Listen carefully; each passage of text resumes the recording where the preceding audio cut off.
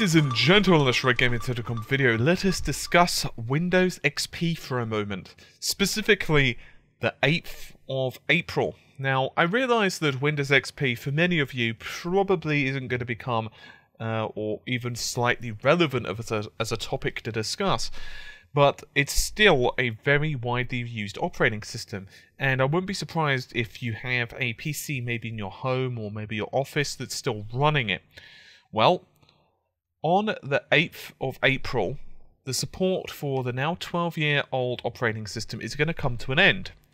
And not only is Windows XP going to receive no more security updates after this date, but installations that are reliant on Microsoft Security Essentials for their virus protection,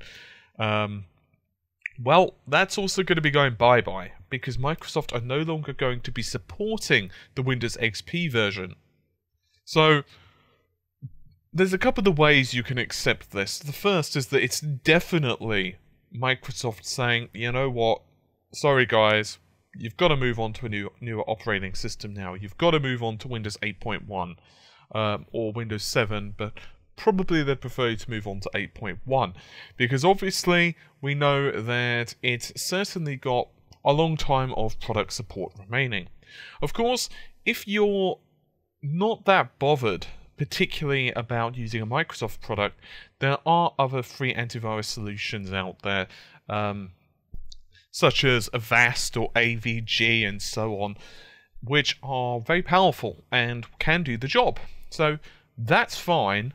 But you still have between 20 and 30% of internet users who are using Windows XP.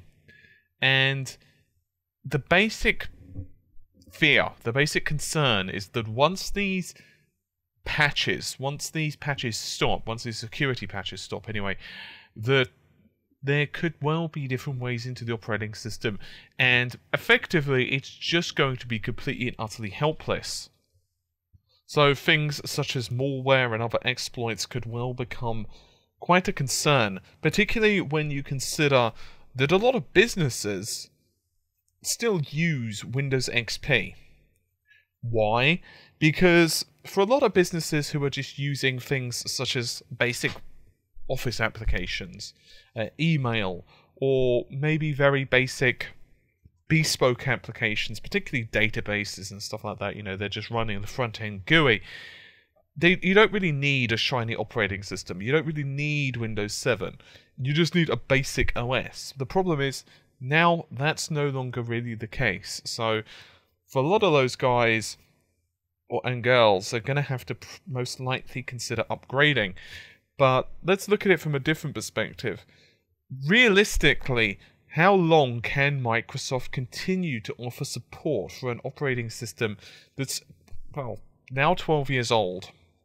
And this is a really big problem with the tech industry right now. This is another issue that I have with games and always online services and that type of thing. And obviously that's very different from an operating system perspective, but here's the basic gist of it. You're selling a product. How long are you going to support that product, right? It's like, you know, if you buy a game, how long do you expect that game's servers to be still running? Because let's say you really love a game. Let's say you buy a game and you absolutely love the damn thing. You don't like the sequels, and, you know, you like the first one, it was alright. You don't mind the first sequel, it's alright. The second sequel was also okay, but you really like the first one. How long can you really expect the companies to still be supporting that game with, you know, balanced patches maybe, or server support and so on? Because let's just be honest, it doesn't matter how much a game's patched. Eventually, most likely there's going to be ways to break the balance of the game, simply because people learn it so well. It's the same kind of issue with the operating system. And honestly speaking, you're given a few options now. Obviously, you could move from, say, Windows XP to a version of Windows 8. So the basic way to do this, which you would need to download and run Microsoft's Windows 8 Upgrade Assistant. And when you do that, it'll go through the system, ensure that your system is hardware compatible. In other words, does it have enough memory? Will it run sufficiently? And so on. Assuming that you meet those checks and criteria, then you can just go ahead and install Windows 8. If you don't, if your system is just not powerful enough to run it, which a lot of computers who are in that are, say, secondary PCs in homes or possibly offices, they could be in a smidgen of trouble. Predominantly, and most likely, just not enough RAM, not enough CPU power, whatever. Then the only real option there, well, you've got a couple. One, you could run another version of Windows on the, say, for example, Windows 7, assuming that you meet those criteria, but you most likely won't. Therefore, you could just constantly run Windows XP and just pray that you don't get any major issues. Of course, if your system's not really networked or really well protected in that respect, you'll probably be okay-ish, but that's by certainly no means a guarantee. Or the other option is that you can upgrade your hardware. I suppose as well, some businesses may decide to move to Linux, which is definitely a possibility.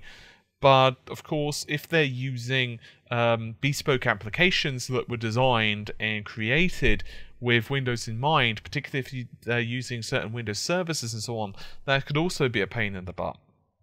Anyway, as I said, this isn't probably going to affect a lot of my viewers, but I just wanted to point it out because the date is creeping up on us. So if you do happen to have a friend or a secondary PC or whatever, it's just a good point to remember that that system's going to be basically helpless. So what you can really do, if you're forced to use Windows XP, is to basically use a better antivirus and just pretty much hope for the best. Anyway, hopefully you've enjoyed the video, or maybe not so much, depending on if this affects you or not. I'll see you soon. Take care. Bye for now.